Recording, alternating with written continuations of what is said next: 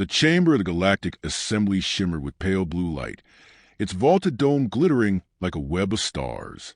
Hundreds of alien envoys filled the tiers, their voices weaving into a chorus of clicks, hums, and resonant tones. In the center of the great hall stood the accused, humanity, represented not by generals or kings, but by a single figure draped in a dark diplomatic robe.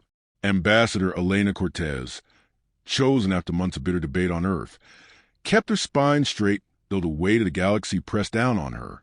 Her people were being judged, and she had been chosen to speak for them.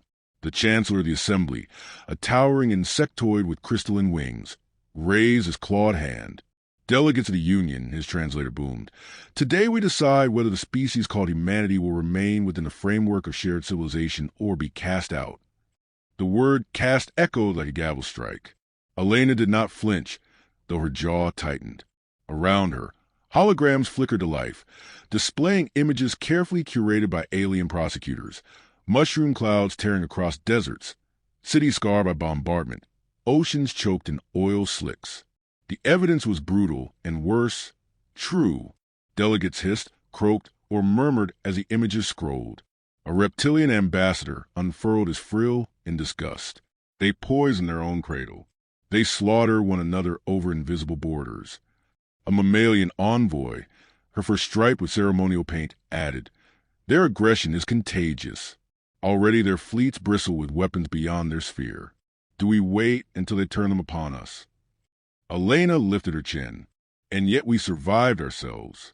Every one of you, she said, her voice carrying though amplified only by her conviction. Your worlds burned with wars before they bloomed into civilization. You judge us for scars you yourselves still hide.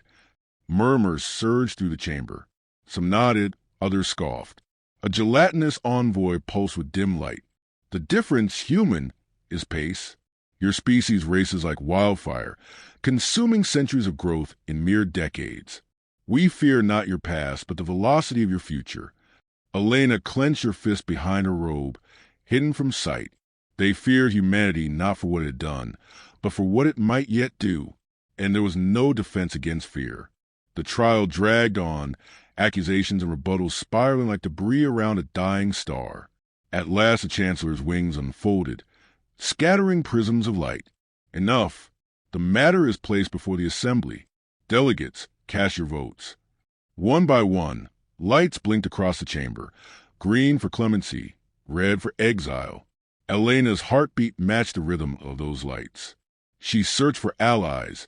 The Arthari, who had traded openly with Earth, glowed green. A handful of minor species followed. But the great blocks, the Qatar Dominion, the Valen Compact, the THRSS Alliance, all bled crimson. The reds multiplied, a tide drowning the few greens. The Chancellor lowered his claw.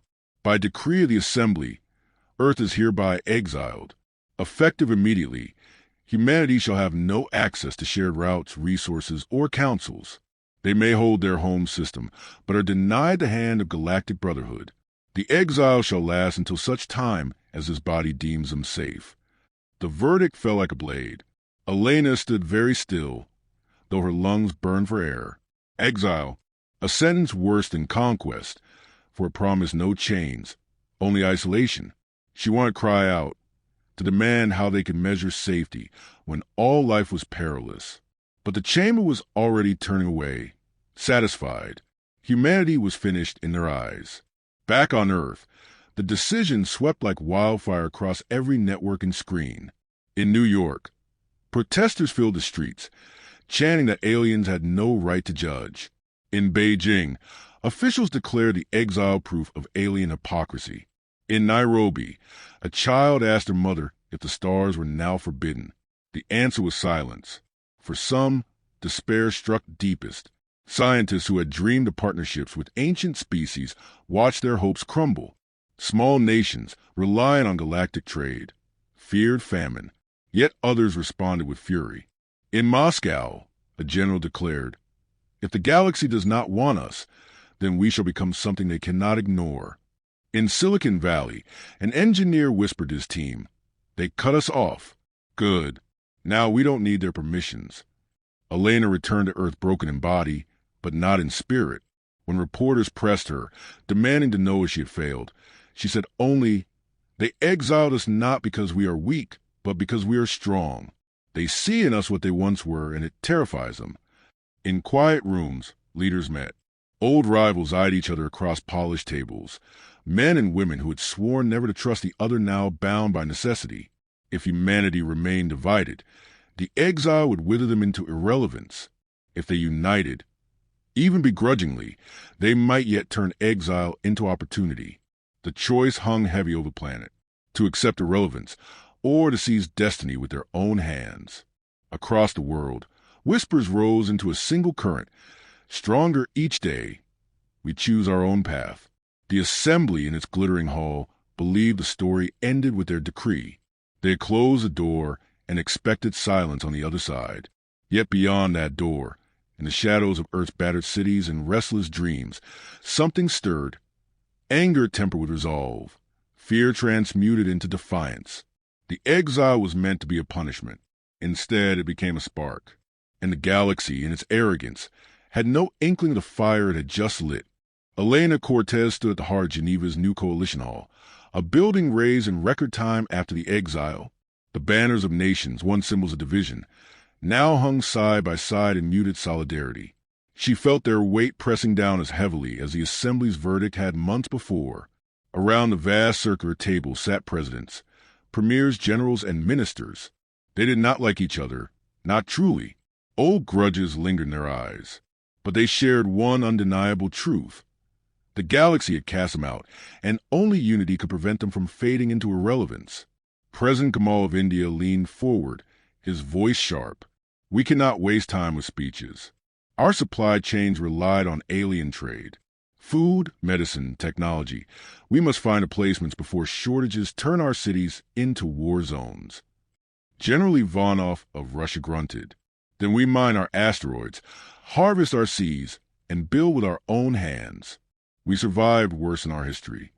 The American delegate, Senator Whitaker, tapped a finger against the table. Survival is not enough. If we only endure, we confirm the Assembly's judgment. We must advance, and fast. If they fear us for our potential, let us fulfill it. Elena watched them circle the argument, like predators testing one another's strength. It could have broken down into chaos. Yet something extraordinary happened. Instead of retreating into rivalry, they began sketching the outlines of a shared future. A scientist from Nigeria proposed a global research network that would pool discoveries rather than hoard them. A Chinese engineer outlined designs for solar collectors swarming Earth's orbit. A Brazilian biologist described gene therapies that could triple crop yields without alien fertilizers. The world shifted in that hall. Humanity, bruised but unbowed, began to dream not of what had been lost, but of what could be forged anew. In the months that followed, Elena traveled ceaselessly, a diplomat no longer bound to alien councils but to her own kind. She watched factories roar back to life, this time not for weapons but for construction of orbital rings. She stood in labs where young scientists, children during the verdict, now bent themselves to problems with feverish determination. She saw art-born defiance, murals across skyscrapers declaring we choose our own path, songs carried on radios that sang of stars belonging to no council but humanity's will. Still, there was fear. The exile cut deep. Hospitals strained without alien medicines. Cities flickered in brownouts as energy grids struggled to adapt. Riots sparked when rations thinned. Elena walked through them, guarded but unafraid, speaking to the crowds with the same steady voice she had used in the assembly. They think we cannot stand alone. Prove them wrong. Every act of creation, every sacrifice, every moment of endurance, prove them wrong. In the deserts of Nevada, a vast project rose, the first Ark fleet. Hundreds of thousands of workers toiled, welding titanium skeletons that stretched longer than skyscrapers, building ships not for war, but for flight beyond Earth's narrow cradle. Children pressed their faces against fences to glimpse the silver hulls, their eyes reflecting the promise of futures among the stars. Dr. Yara Mensa, one of the fleet's chief architects, became a figure of awe. Her designs combined physics and artistry, ships meant to endure centuries. She spoke with conviction as fierce as Elena's. The assembly exiled us to keep us small. Let them look to the heavens and see us large. Her words spread, etched onto walls and whispered in classrooms. Generational ships were not the only dream. From orbital platforms, arrays of solar mirrors unfurl like petals, harvesting the sun's fire. On Luna, robotic miners carved deep tunnels to fuel reactors. Mars, once only a red desert with fragile colonies, began to hum with self-sufficiency.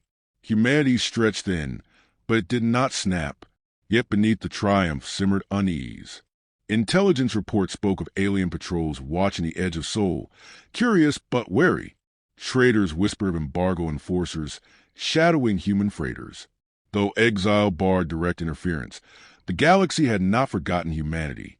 It was waiting to see if Earth would collapse under its own ambition. Elena knew collapse was possible. At night she walked the halls of Geneva alone, remembering the assembly's sea of red lights. She felt the enormity of the task pressing against her ribs like a vice. But each morning, she rose to the sight of young engineers queuing at laboratories, farmers coaxing harvest from barren soils, pilots training for flights that would cross interstellar dark. If despair lingered, resolve always returned. Decades passed in a blur of sweat and steel. Elena grew older, her hair streaked with silver, her name etched into both admiration and controversy. She was seen by some as the mother of defiance, by others as the face of reckless pride. Still, she endured because the work endured. Then came the launch. Billions watched as the first Ark fleet lifted from Earth, engines igniting with a thunder that rattled continents. The ships rose slowly, almost impossibly, their immense frames glittering in dawn's light. Cheers shook cities. Tears cut down weathered cheeks, and children who had never seen alien skies whispered promises to reach them. Humanity had been exiled from the galaxy, but here it was, stepping toward the galaxy anyway. As Elena stood among the crowd, her heart swelled with a feeling she could barely name. It was not victory, for the path ahead was long and cruel. It was not vengeance, for vengeance was too small a word. It was something larger, vaster, a sense that exile had not been a wall but a gate. The assembly had expected silence after its decree. Instead, the stars now carried the roar of engines built by hands they had dismissed. The exile had not diminished humanity. It had remade it, and in the quiet between cheers, Elena whispered to herself, "This is only the beginning." The first encounter came at the edge of the Valen corridor, a stretch of stars the assembly had long dismissed as uninhabitable. Patrol vessels of the HFY Alliance, sleek and armored, detected strange signals threading through the void, organized transmissions, precise navigational markers, ships moving in disciplined formation. The THRYSS commander assumed it was smugglers, or perhaps a desperate colony clinging to survival. But when the unknown fleet emerged from the dark, the crew stared in silence. The ships were unlike anything the assembly had cataloged. Hulls sculpted into arcs of burnished alloy, engines that glowed with a steady brilliance rather than the sputtering flare of conventional drives. Their insignia bore no galactic registry, yet they moved with assurance, their formation elegant and exact. The commander realized, with growing unease, that these were not smugglers. They were human. On the bridge of the lead vessel, Eternum, Admiral Rafik Suleiman stood with his hands clasped behind his back. Born aboard the Ark fleet, he had never seen Earth except in archive recordings, but the stories of exile were etched into his blood. He carried himself with quiet certainty, a man raised not to beg but to build. "Transmit to the patrol," he said. "We are the exiles. We claim no masters. We seek no permission. Tell your assembly that humanity has returned, not in chains, but in strength." The message rippled across the galaxy. At first, the assembly dismissed it as bravado. Then came more reports. Images of vast human cities carved into asteroids, fertile worlds seeded with adaptive crops, fleets moving through systems once deemed unreachable. Traders carried tales of compact reactors, modular habitats, and medicines unknown to the assembly. Humanity, cast out to wither, had instead thrived. When the assembly convened, tension hummed like static in the air. The chamber that had once laughed at human weakness now filled with unease. Delegates studied holograms of human colonies blooming in places the assembly had abandoned. Some were impressed, others disturbed. The Qatar representative unfurled his wings in agitation. They were meant to fail. Instead, they prosper. If we allow this contagion of independence to spread, our order fractures. But the Ardhari delegate rose, his feathered crest shimmering. Perhaps the fracture is not in them, but in us. We sought to contain a fire by casting it into the wind. Should we be surprised that it grew brighter? The debate teetered on the edge of chaos when the chamber doors opened and Elena Cortez stepped inside. Time had bent her shoulders, silvered her hair, but her eyes burned as fiercely as the day she had stood alone before them. The assembly, startled into silence, watched her ascend to the speaking floor. She did not bow. She did not thank them for hearing her. She simply looked across the chamber, her gaze sweeping species that had once condemned her people, and began to speak. You exiled us because you feared what we might become. You thought isolation would break us. But you did not understand humanity. We do not break. We adapt. We endure. And in exile, we discovered who we truly are. Her voice echoed, sharp and resonant. We do not come here to beg. We do not come to crawl back into your order. We stand here as equals. We offer cooperation, but never obedience. Respect, but never submission. We are not the outcasts you remember. We are the exiles, and we have chosen our own path. The chamber erupted. Some delegates demanded sanctions. Others called for negotiations. For the first time in centuries, the assembly was paralyzed not by apathy, but by the presence of a species they could neither dismiss nor dominate. From orbit, Admiral Suleiman watched the uproar with measured calm. They will either embrace us or oppose us, he said to his officers. But whichever path they choose, the galaxy has changed. They can no longer imagine a future without us. And indeed, the ripple spread outward. Worlds weary of assembly oversight whispered of following humanity's example. Small colonies reached out to human traders, eager to learn from their ingenuity. Even great powers hesitated, wary of igniting a war. They might not win against a people tempered by exile. Elena felt the weight of the moment as she left the chamber, her cane tapping softly against the polished floor. She had once returned to Earth broken by the verdict of exile. Now, she walked away not as a supplicant, but as a herald of a future the assembly had never intended. For all their arrogance, they had become witnesses to a truth they could no longer deny. Exile had not been humanity's downfall. It had been its crucible. In the deep silence of space, fleets of human vessels pressed onward, their engines tracing new constellations in the dark. They were not conquerors, though they carried weapons. They were not supplicants, though they carried open hands. They were something new, something the galaxy had never seen before, a civilization forged not by approval, but by defiance. And as their story spread across the stars, carried in whispers and in warnings, one phrase grew louder than all others, etched into both awe and fear. Never again underestimate the exiles.